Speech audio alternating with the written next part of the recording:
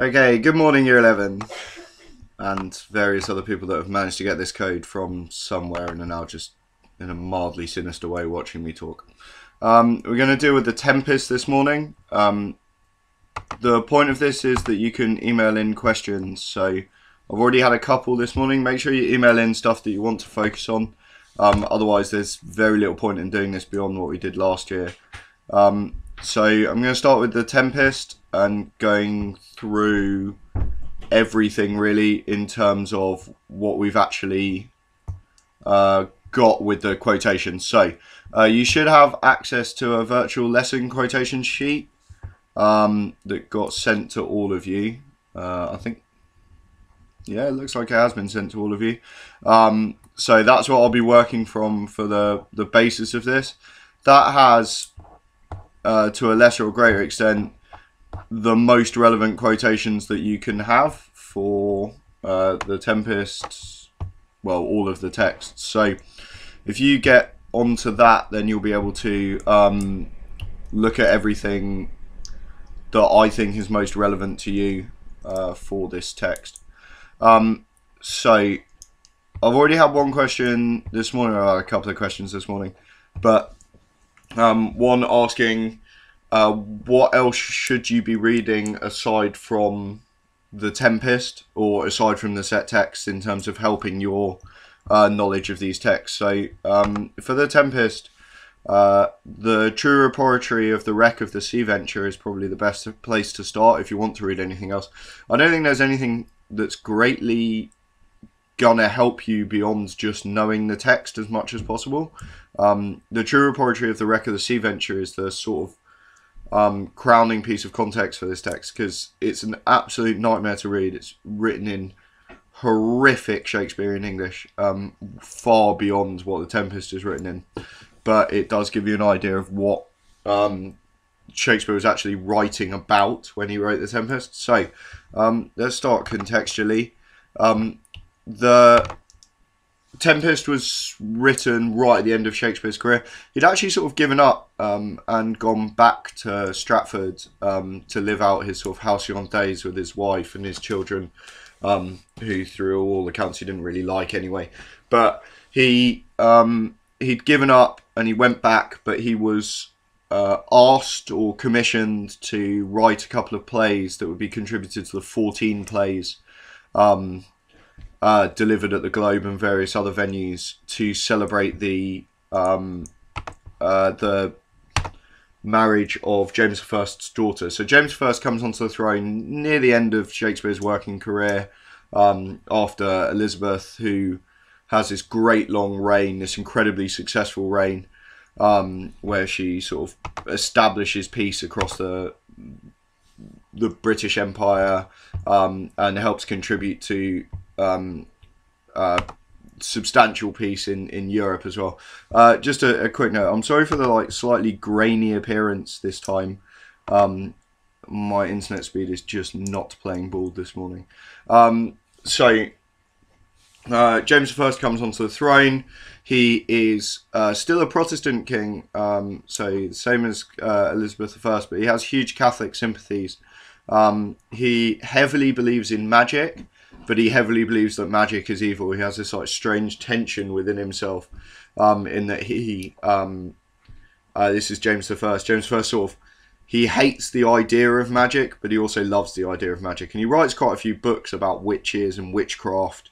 And we can see that sort of tension running through this play, and another, and the sort of partner play to this. So another text you might want to read if you've got a lot of spare time, is The Winter's Tale, which is the play that immediately precedes this, which is also an A-level text if you want to come back and do A-level. So the Tempest, The Winter's Tale, and then there's two others, Coriolanus and Pericles, are the four problem plays. And we call them problem plays because they buck the trend of normal genre from Shakespeare. He's been invited back to write some plays or contribute some plays. We don't know whether he wrote them specifically for this event, but we know he was sort of playing at the end of his career. Excuse the pun. So he writes these plays, and he plays very much with his own style of what he's doing. He decides that he wants to try out new things, and one of the real tensions in the Tempest is that it is sort of very much a different play to others. It doesn't have the normal workings of what we would see as being a comedy or a tragedy, a comedy or a romance. But it does also encapsulate a lot of elements of being a romance. So it has a huge romantic scheme to it. So he comes back at the end of his career. James I sits on the throne, and James I has decided to marry off his daughter. Now, we can see the sort of influence of that through the play, and this idea of not forced but arranged, very set up marriage. It's not against Princess Elizabeth's will. We think it's just that is what's going to happen. So she is married away to the heir to the throne of Bohemia at this time, and she's married away to get her out of the country. Partly, there are a lot of suitors for Princess Elizabeth. She's a very popular potential wife to a lot of people within the country.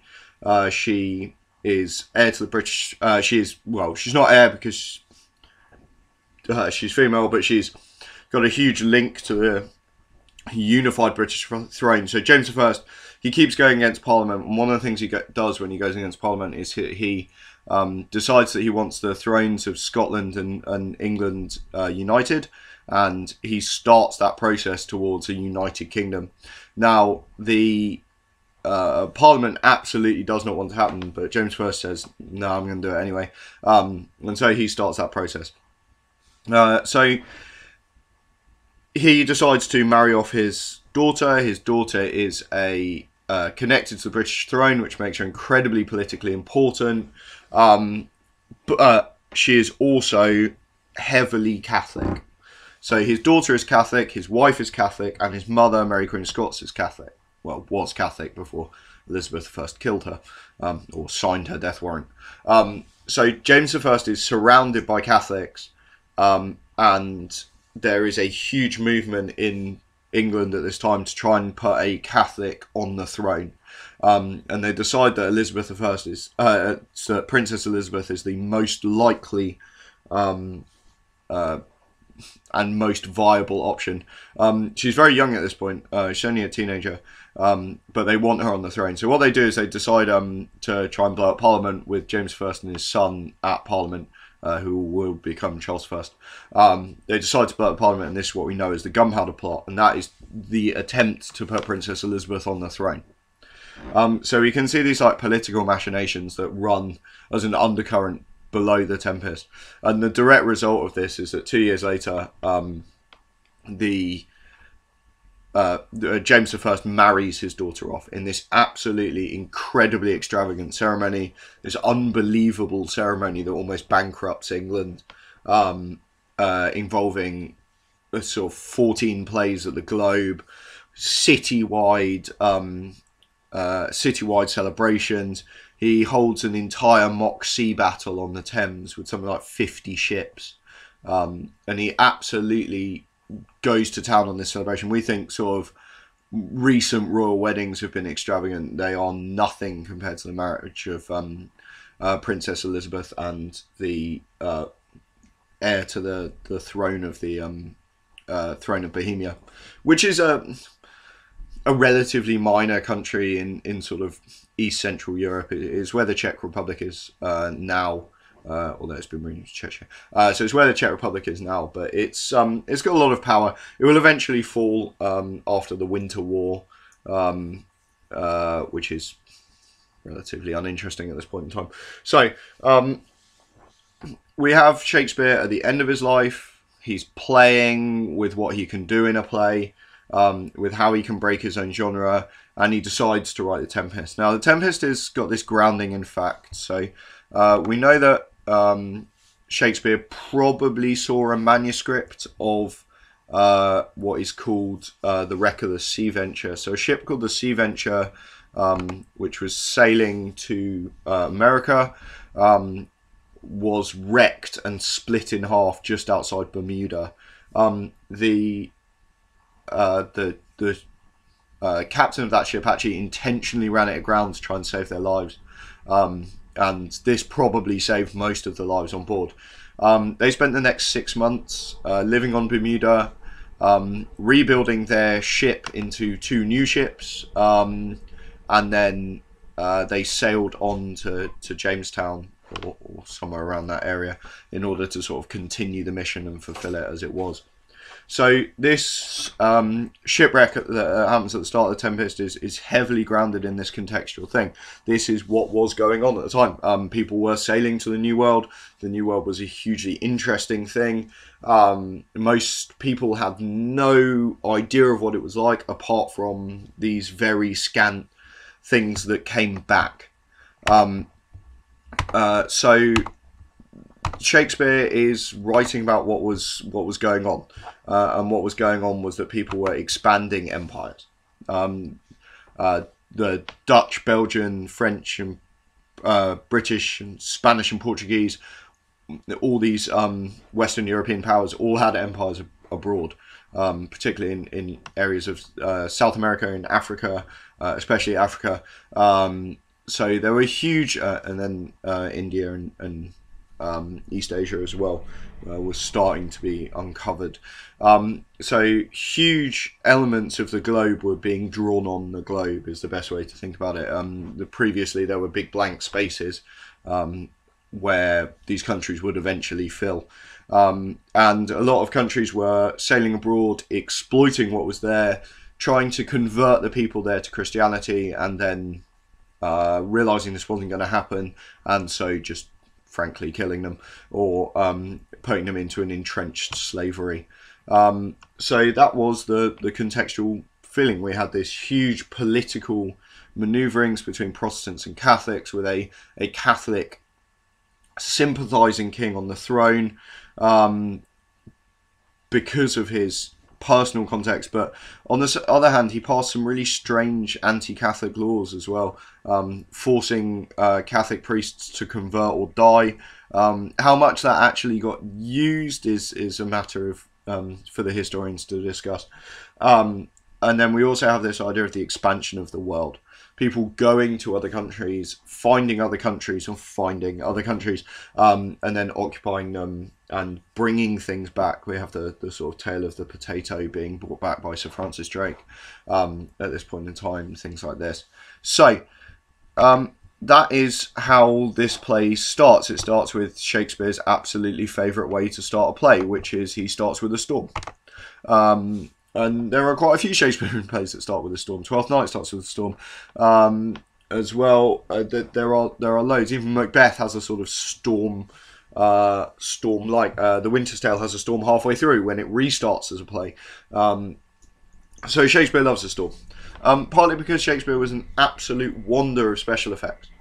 It's easy for us to forget because we are so saturated with special effects now, but the theatre at this point in time was the equivalent of the cinema, I guess, or Netflix, or video games. It was the absolute apotheosis of special effects. So even, having a symbol being dropped to give some lightning was probably terrifying, because it was unexpected and it was new.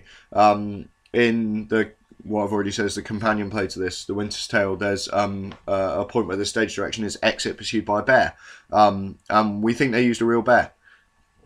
This is quite likely that Shakespeare, during his time, decided to have a bear on stage. And in The Tempest, we see sprites as dogs quite often, or as other animals. And it is not unreasonable to believe that Shakespeare did this. That the Chamberlain's men, or the King's men, used animals on stage on a fairly regular basis. In fact, Shakespeare was his own victim in a way, because the Globe eventually burnt down because someone used a cannon live on stage and it set fire to the thatched roof. So his need for special effects was eventually the downfall of his pet theatre. So we're in this sort of huge celebration for Princess Elizabeth's marriage. Shakespeare has finally sort of made it as a person. We know that he was only a grammar school educated boy. In terms of this era, that was not enough to access the sort of higher echelons of society. He never went to university, which was incredibly untypical for someone of this time who was trying to write a lot.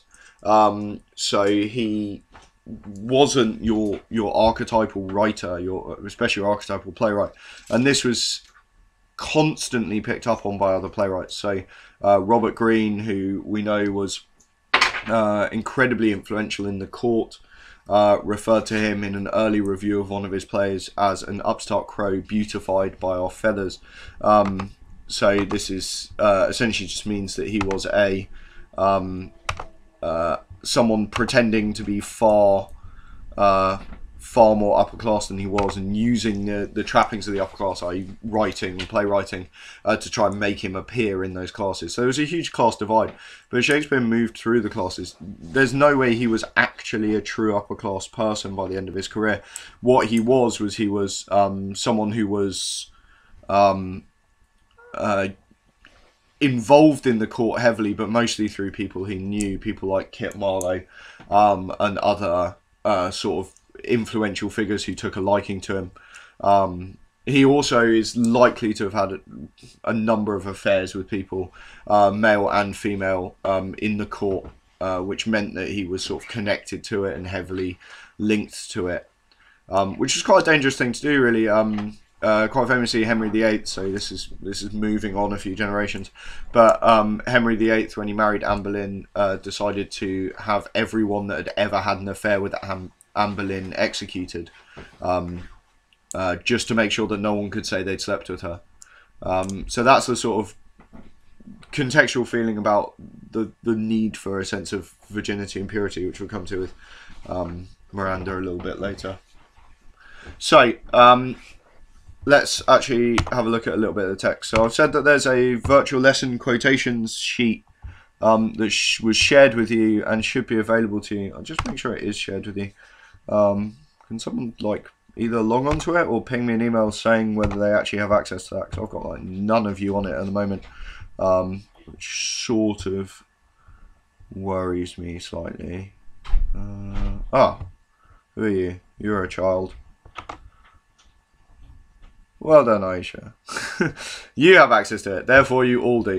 Excellent. Okay, so if you have that sheet, it's best to log on to it now, because that's going to give you the long versions of each quotation, but it will give you the quotations that you can apologies, that you can use for all of them. Yes, that is a bowl of tea that I'm drinking from, pretty much.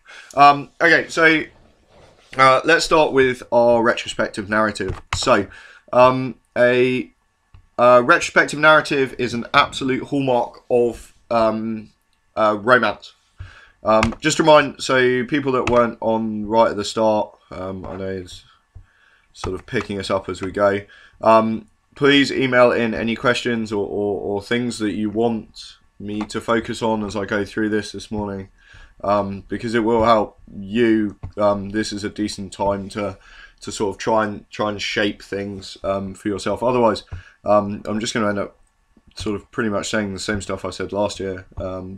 Probably a little bit better, but it's pretty much the same stuff. So please email in any questions you have that you want answered, particularly this year.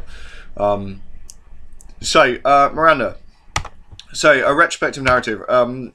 Romances started with retrospective narratives. This is a thing, we know it happens all the time. And that is because a romance, in terms of Shakespeare's plays, has a very short time frame, and therefore, in order to sort of bring things up to speed, there is always this beginning of the play in which the sort of internal context of the play is explained. So, effectively, Prospero stands there and tells Miranda everything that's happened up to this point in his life, which he, for some reason, has not told her. Now, we can read this as Shakespeare presenting Prospero as being sort of incredibly manipulative. Miranda tells us that you have often begun to tell me what I am, but stopped. and left me to a bootless inquisition, concluding, stay, not yet. The metaphor of a bootless inquisition is always nice. Someone that's sort of without power. So an inquisition is to search into something, and to be bootless is a sort of common idiomatic metaphor, meaning lacking any power or ability. So that's a phrase that probably most people in the audience would have known at this point in time. So you've often begun to tell me what I am, but stopped and left me to a bootless inquisition, concluding, stay, not yet. Now, the directness of the way in which Miranda's reporting Prospero's words, stay, not yet, that stay, not yet, that should be in all of your brains. You should know that one straight away. That's an absolutely critical critical quotation to know. And in fact, that entire sort of bootless inquisition bit there, Miranda is framing the context of the retrospective narrative. Prospero is a master manipulator. We talk about him as the sort of chess master within this play. He controls everyone and what everyone does. And what he particularly does is he controls the amount that everyone knows. And he enforces Miranda's lack of knowledge. He keeps her from knowing things. And that is a big comment on the sort of lack of information given to women at this point in time in order to sort of subvert their ability to have any agency in their life. And one of the things is that The Tempest is actually quite a feminist play, or can be viewed in a way which can present it as being very feminist, because it only contains one female character, and that female character is consistently a victim. And it's not a presentation of her as sort of a pitiful victim. It's her as someone that has no agency. Miranda has no agency in her life. She has no say. Her entire life is manipulated. She is, as we've talked about, Queen Elizabeth before, Queen Elizabeth I, she referred to her life as being increasingly in little rooms. Now, that is the feeling we're getting here, in little rooms in terms of both knowledge and in location. Miranda is kept from knowing her own life, kept from knowing her own kept from knowing even anything about herself. There's a sort of idiom which is, if you don't want people to escape, don't teach them the word escape. And that's what's going on here. It's a sort of, Prospero is using an intellectual colonialism, an intellectual subjugation to control how Miranda actually thinks about herself. And you can juxtapose against this the way in which he controls Caliban. So we have Miranda being controlled in that she doesn't actually know anything because he doesn't teach her anything. And on the other side, in the same scene, actually, this incredibly long Act 1, Scene 2. Act 1, Scene 1 is our little storm scene. There is some useful stuff in there in terms of class, and the presentation of the upper classes as being fundamentally useless, and not appreciating when they are less useful. So the entire Act 1, Scene 1, what it does is it presents us this idea that the upper classes always think they're better, regardless of the situation. So even though none of them know how to sail, and don't know how to solve the situation they're in with regards to the storm, they still think that they are going to help that and make that better. Act 1, Scene 2 is about control. It is about the way in which Prospero controls Caliban and the way in which Prospero controls Miranda. So Miranda and our retrospective narrative shows us that Prospero only tells Miranda about her life because he has no choice. This ship has crashed and he has to tell her where they're from, otherwise she will find out in another way. He needs to maintain the power of telling her. Prospero also controls Caliban through violence. So the little selected quotation here for me is, And this is far too long to learn, but there are bits you can. For this be sure, tonight you shall have cramped side stitches that shall pen thy breath up. Urchins shall, for that vast of night that they may work, all exercise on thee. Thou shalt be pinched as thick as honeycomb, each pinch more stinging than bees that made them. Now, use of similes in that is quite interesting. Thou shalt be pinched as thick as honeycomb. The visual image is one of the cells of honeycomb, where each one is a sting on his body, or a pinch. But whereas Miranda is controlled with knowledge because she's seen as being human, Prospero controls Caliban in terms of violence and nature. So he threatens Caliban with nature, with his own nature, because his belief is that Caliban can't comprehend anything else. There is no point threatening Caliban with sort of anything from the developed Western world at this point, because Prospero's firm belief is that Caliban is a savage and is only a product of nature. That is all he is. So that gives us a really clear idea of the ways in which Prospero believes he can control Caliban. But Caliban also believes he has a right to things. And this is where the Tempest is a slightly unusual play, because it constantly shows the other side. And if we look at this sort of in terms of the entire play and a running meta-narrative, those big stories that run through a play or a narrative, what we see is that the Tempest constantly shows something else, something extra, another side to the story. So instead of being what perhaps Robert Greene would have showed, which is the exercises of the upper classes, Shakespeare shows the subjugated, the person that has no power anymore because they're stuck on the other side. So Caliban believes he has as much of a right to the island as anyone else. Miranda, although she hasn't been told anything, still knows there is something. Ariel seeks freedom, but also seeks a master because that's his very nature as a person. We're also showing the sort of fallacy of human nature. So Shakespeare shows us again and again and again that human nature is brutally evil. And he criticises that. And perhaps this is because Shakespeare is at the end of his life. He is free of needing to be uncontroversial. So in a lot of his earlier plays, they are far less outspoken. They occasionally make these profound statements, but they're far less outspoken about the injustices of man to man. So when we look at Caliban's sort of extended monologue here in iambic pentameter, because he's been taught iambic pentameter, it lapses sometimes into iambic tetrameter, so it drops 2 syllables, showing the sort of incompleteness of it, that Caliban hasn't quite learnt things.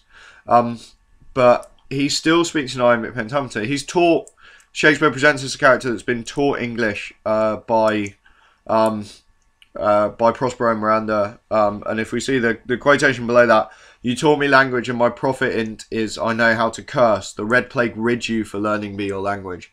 Caliban actually hates the fact that he speaks English, and hates the fact he's forced to speak English.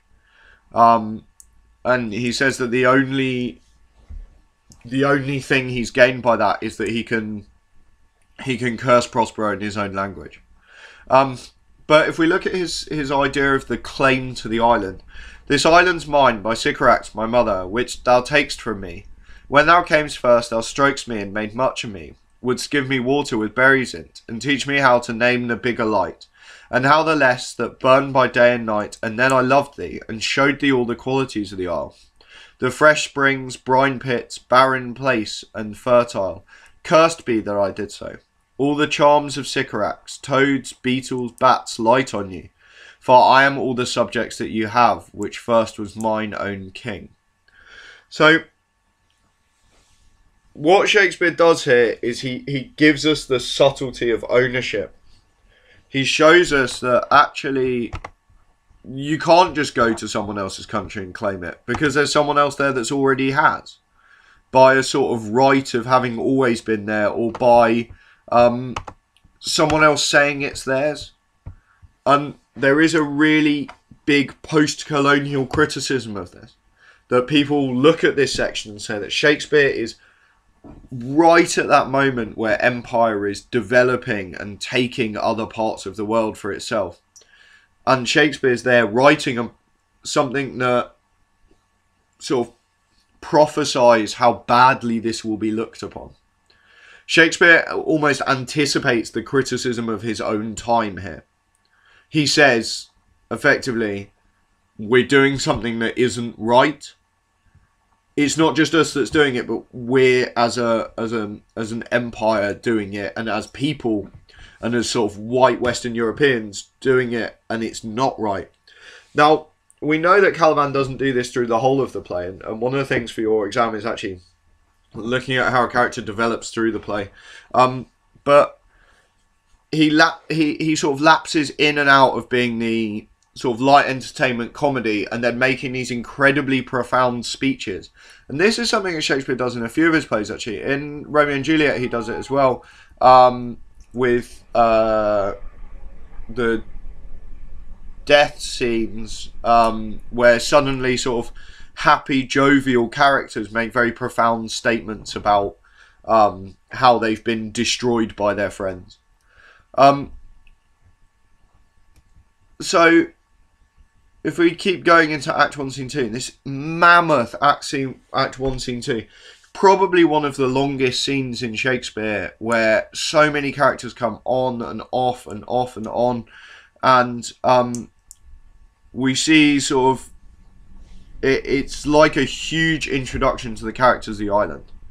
And structurally, that's quite interesting. What Shakespeare does is he sets us up with this little in medias res bit where we get dropped straight into a thunderstorm, and then we get this long extended retrospective narrative of how Prospero's lost his power and been sent away, and then the way in which he now controls other people, and how spite has led on to spite.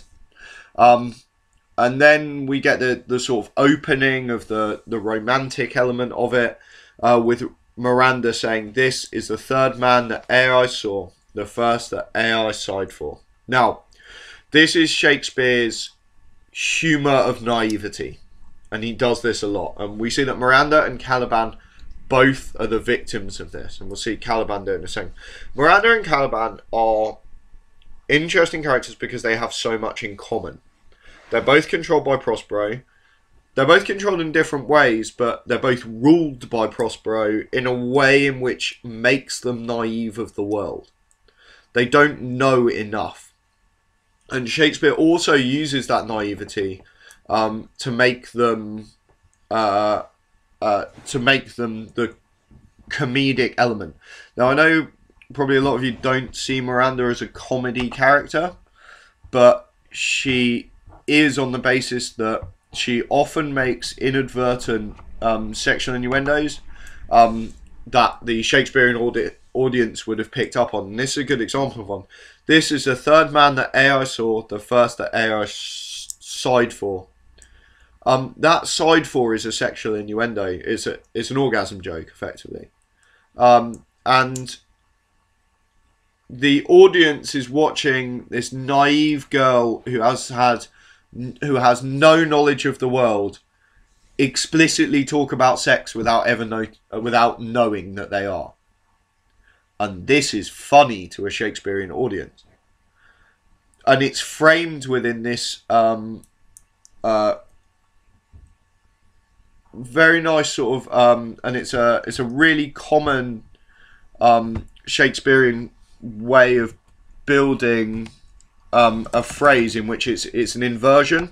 So the first half of the phrase is inverted in the second. So third air, first air. Okay, so it goes in this nice sort of circular motion, this cross motion, and he does this a lot. It's sort of parallel statements. Third that air I saw, first that air I sighed for.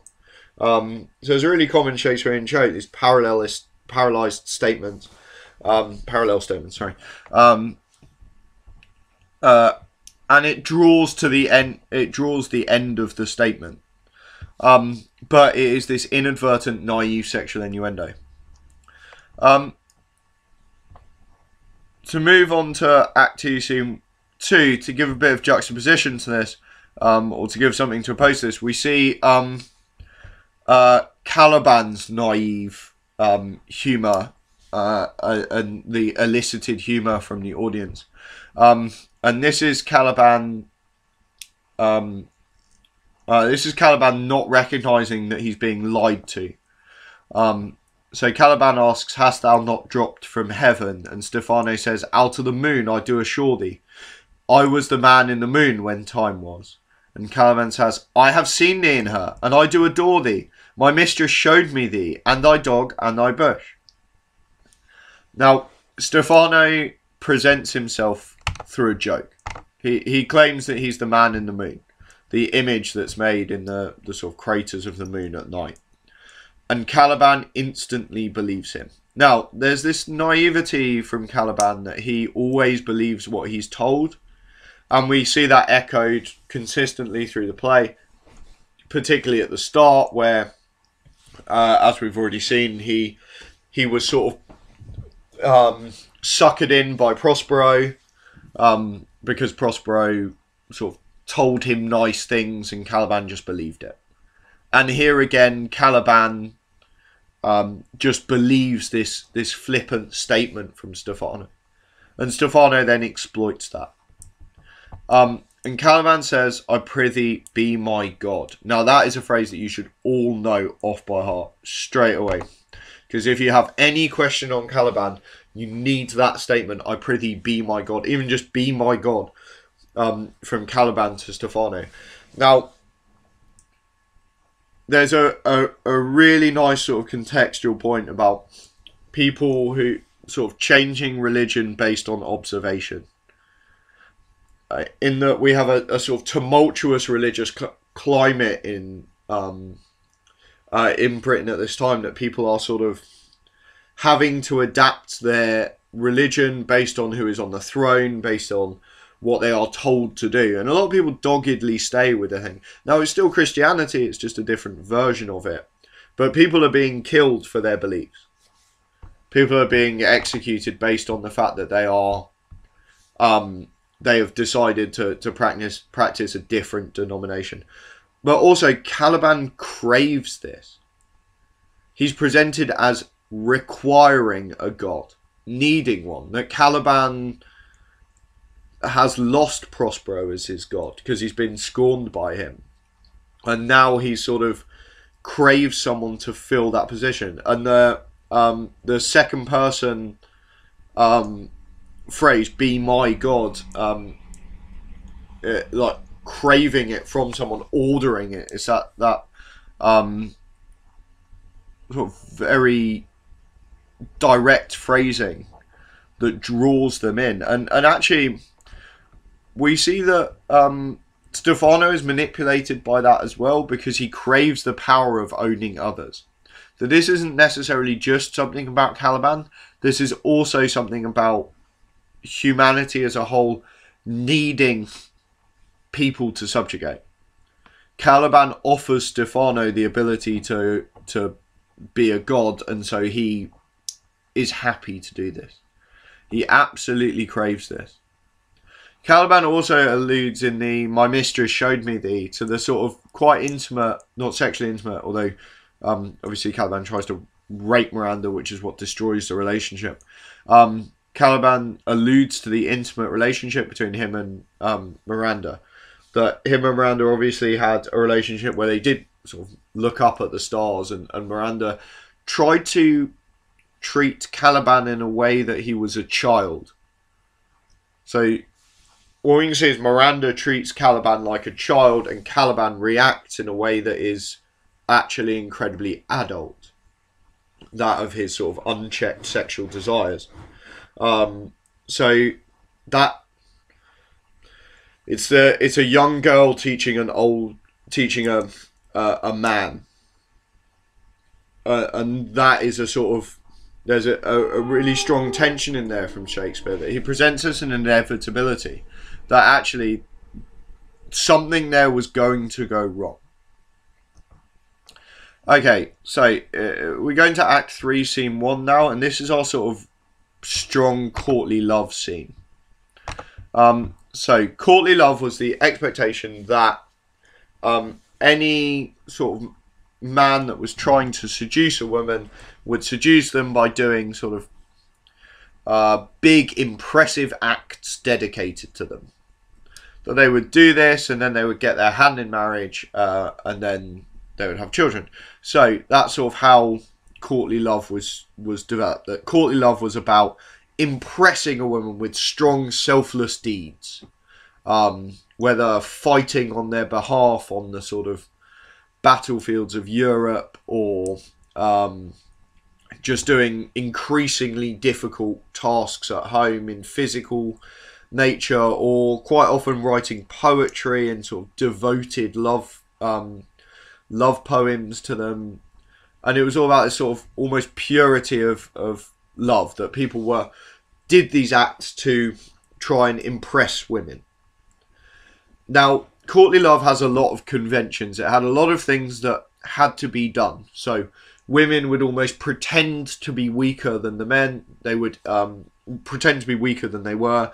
They would ignore men quite a lot and allow them to pursue them. Now, the sort of dramatic contextual irony here is that the Shakespearean audience knows that Ferdinand is trying to be a courtly lover, but Miranda has no idea what courtly love is.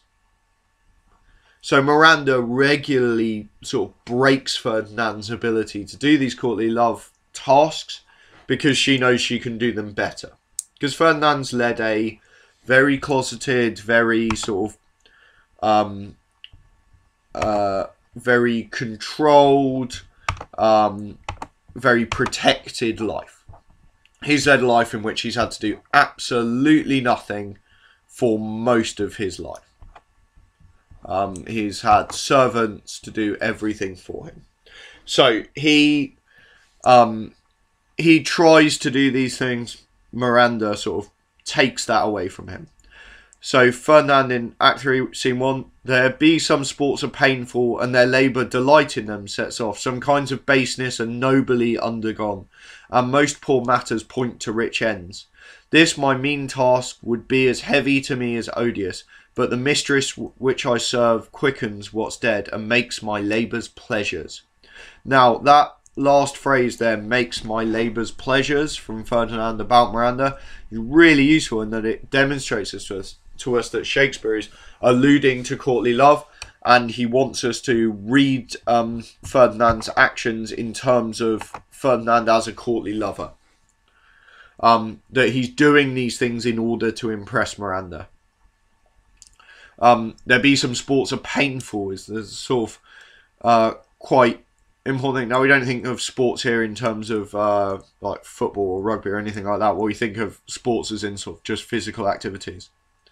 But his entire vocabulary here is entirely based in courtly love. The words that fall through it, labour, delight, nobly undergone, and we see these oppositions, these juxtaposition between words. Some kinds of baseness are nobly undergone. If something is base, it is undeveloped or not suitable for the upper classes. So some kinds of baseness are nobly undergone. So he's lifting planks of wood at this point in time. So that is a base activity. He would not expect to do it, but he's doing it in a noble manner because that's what he feels he should be doing. And most poor matters point to rich ends. So again, the poor is juxtaposed against the rich because he does things that are associated with the poor, the working class, but he does it in order to develop his position as an affluent rich man. So his constant use of opposites, of his juxtaposed senses of class, alludes to his sort of alludes to his courtly attitude towards what he's doing. And Miranda is wooed by this, but she's wooed far faster than she should be. Let's remember, this is a romance, so it has this really cut short, abbreviated time frame. Okay, so it just happens. Everything in the play happens very, very quickly, and that is a common trope of the romance plays. So she says, "I am your wife. If you will marry me, I am your wife. If you will marry me. If not, I'll die your maid. To be your fellow, you may deny me, but I'll be your servant, whether you will or no." This comes back to our sort of theme of the presentation of women in this play. Miranda is presented as being acutely aware of the hopelessness of her situation should Ferdinand turn her down. She sees this false dichotomy of she either marries him or she will have to look after him as his maid. And that phrase, "to be your fellow, you may deny me, but I'll be your servant." Her attitude is, if he won't let her be on the same social class as him by marrying her, then she'll have to be his servant instead. So she presents these dichotomies. But it's all in the hands of Ferdinand. It is entirely his decision, not hers. She constantly states that her entire life is dictated by the men around her. And from a feminist perspective, what we see in this is that Shakespeare is presenting us a play that identifies the hopelessness of being a upper class woman at this point in time. And that is a direct reflection, or can be perceived as a direct reflection, of the status of of Princess Elizabeth. That despite the fact that she is born into an incredibly wealthy household, despite the fact that she is born into aristocracy, into royalty, she has no say in what happens. She was presented a group of suitors, and she just had to choose which one to marry. Although, to be perfectly honest, she had very little choice in that. She was effectively told, see whether you get on with this man. If you do, you'll marry him. But there was no other choice. It was more of a, you're going to marry this man. Because it is good politically. And for a lot of women in this perspective, their husbands were effectively chosen for them on political grounds. In fact, even Queen Elizabeth's virgin queen status, that she never got married through her life, that was also a political statement. Because if she had a husband, that meant that she was more likely to be assassinated. So, for Queen Elizabeth, her virginity was her weapon against this. For Princess Elizabeth, she didn't even have a chance to exercise that weapon. She was just stuck in a political machination, in other people choosing her life for her. And she'd have quite a tragic life, actually. Not that Shakespeare would know this, but she would only be Queen of Bohemia for a single season. And then would spend a lot of her life on the run before eventually returning to England right at the end of her life, effectively to die. So not the happiest of life for her. No, Shakespeare was long dead by the time that happened, but it is an interesting narrative that he is engaged in the start of.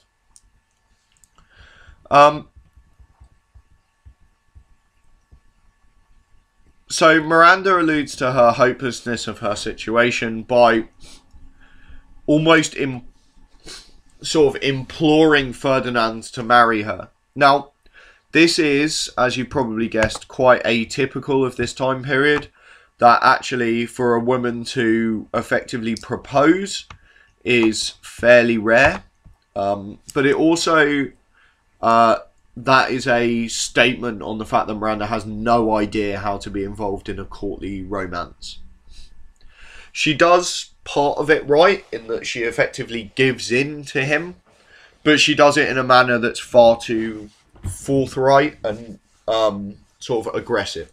She pretty much just sort of says, I've known you for about an hour and I'd like us to get married. Whereas she should be spending time allowing him to impress her, or allowing him to think he's impressing her. That's what should be going on here.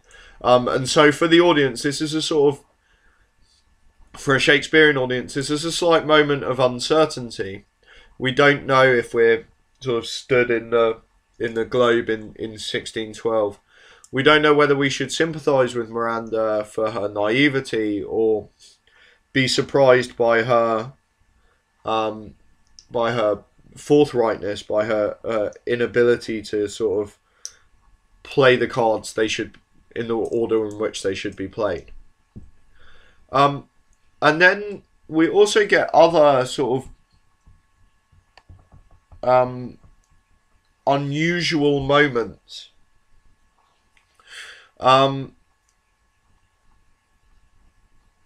So we get Caliban's little speeches, his little beautiful pastoral monologues.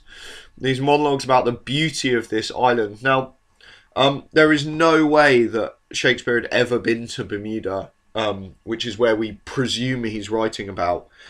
He only has the reports that he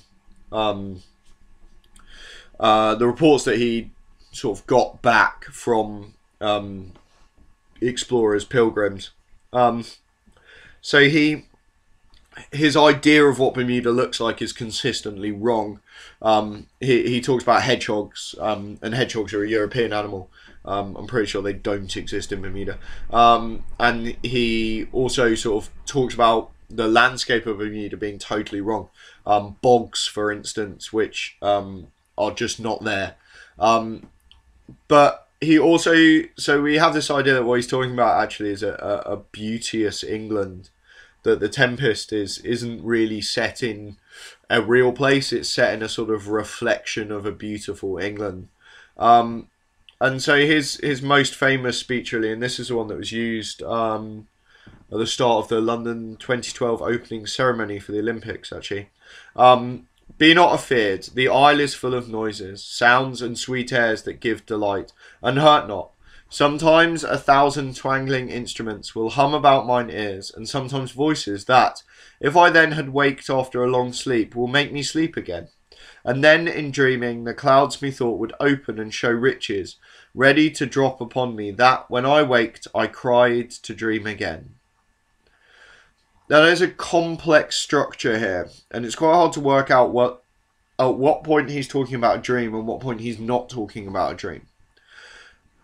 But Shakespeare gives us this this short 3-word opening sentence, "Be not afeard," that opens the presentation of this beautiful image of the island that they're stuck on. The isle is full of noises, sounds, and sweet airs that give delight and hurt not.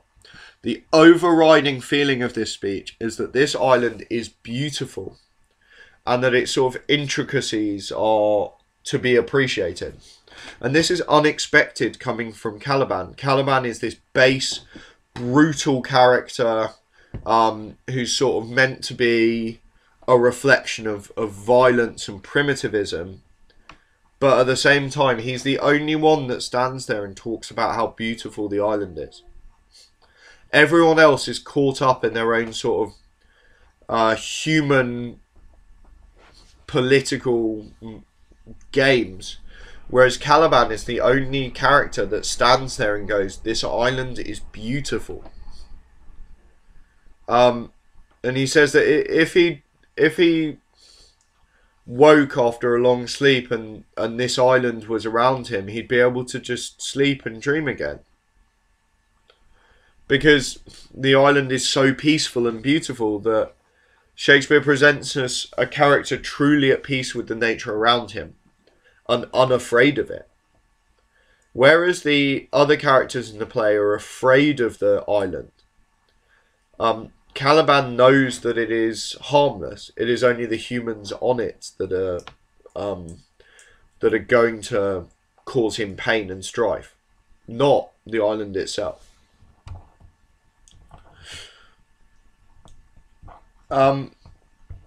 So we've got just a little bit longer to look at on the Tempest. I'm trying to go through stuff pretty quickly. As I said, if you have any questions or you have any bits you want to go over, particularly I've got all the texts here so I can sort of deviate from stuff. But I'm just sort of trying to pick out things that I think are really relevant and learnable as quotations. So one thing about Prospero in this play is we have an idea, and this is an interpretation of course, that he regularly speaks with Shakespeare's own voice instead of as a character, or Shakespeare speaks through Prospero. Shakespeare is aware that he's at the end of his career. He's sort of leaving the theatre behind, he's leaving London behind, and he's going to go and give up.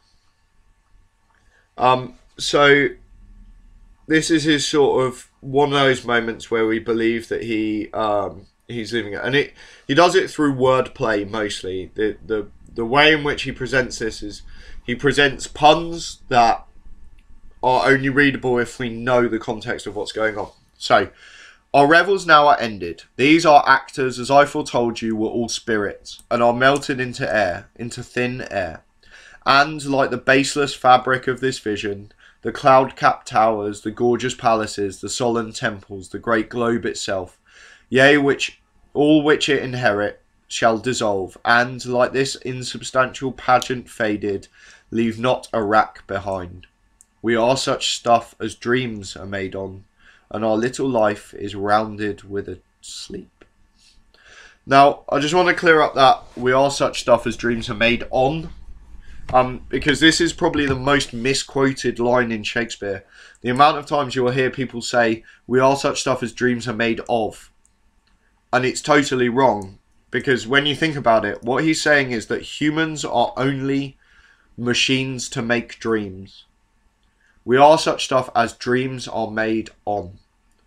We are a vehicle to make dreams. That's what we do as humans. And that very profound statement there is sort of a reference to the fact that all he has done all his life is made dreams. Plays are just dreams written down. And actually, when we go back through this speech now, it makes a lot more sense what he's saying. These are actors, as I foretold you, were all spirits, and are melted into air, into thin air, and like the baseless fabric of this vision. So, these actors, they are actors, and what we perceive them to be is a spirit that they wear. So it's a pun. The actors that he's referring to directly in the play are the actors that are that he summons for the mask in front of the sort of Italian court.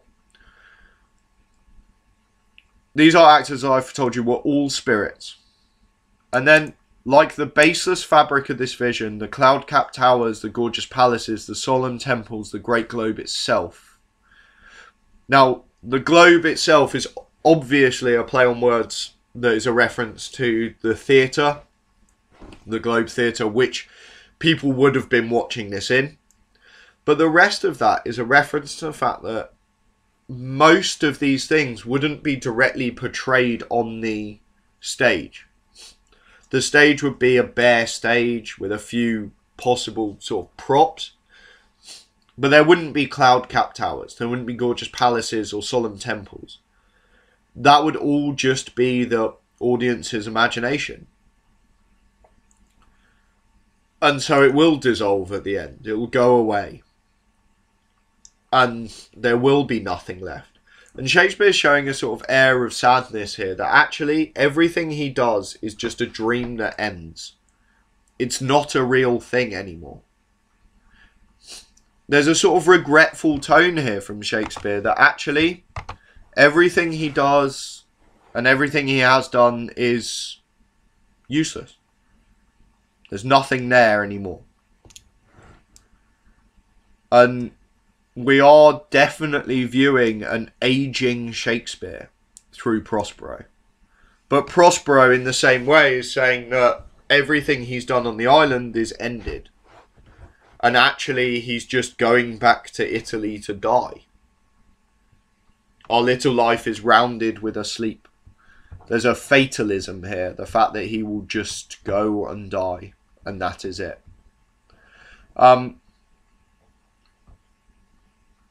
But juxtaposed against that, and this is a play of juxtaposition. I keep using this word juxtapose because it is. It's a play of putting one thing against another thing. Or one thing near another thing to show us that things carry on or they don't carry on. So Miranda's "O wonder, how many goodly creatures are there here.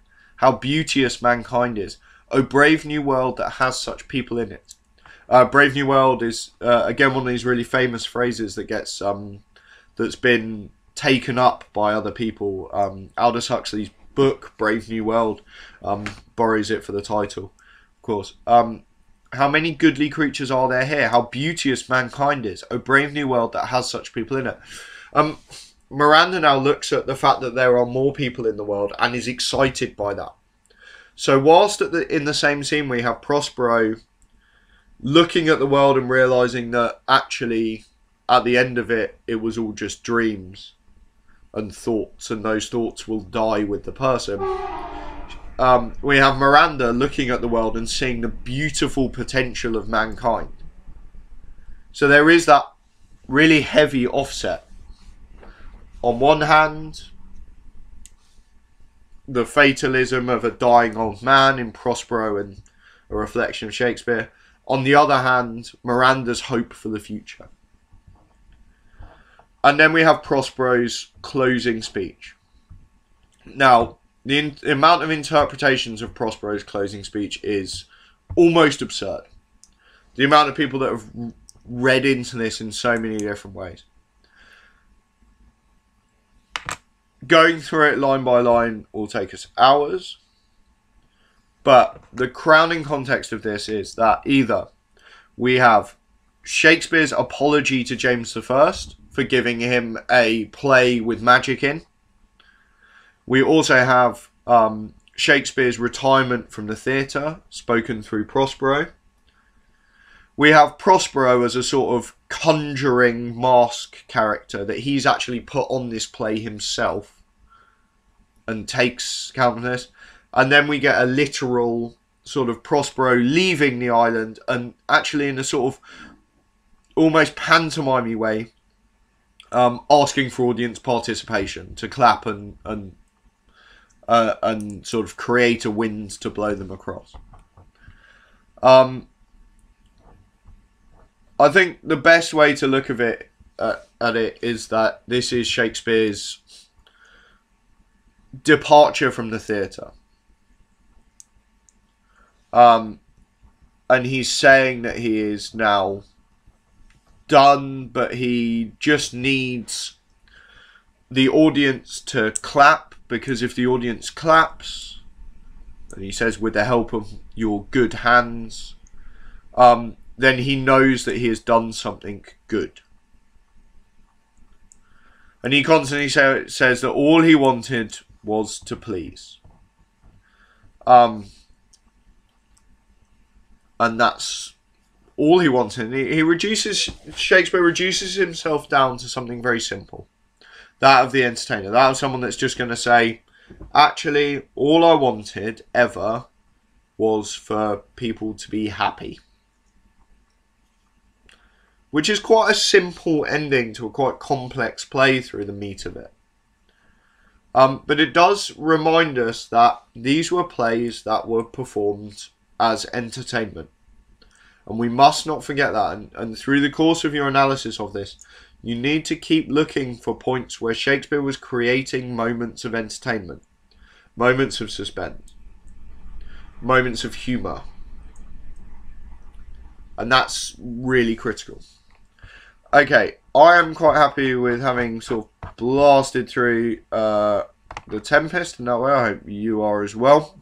So I will now take 5 minutes. So we'll be back at, well, probably 10 minutes.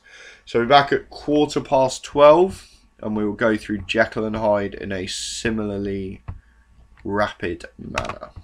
Okay, thank you very much.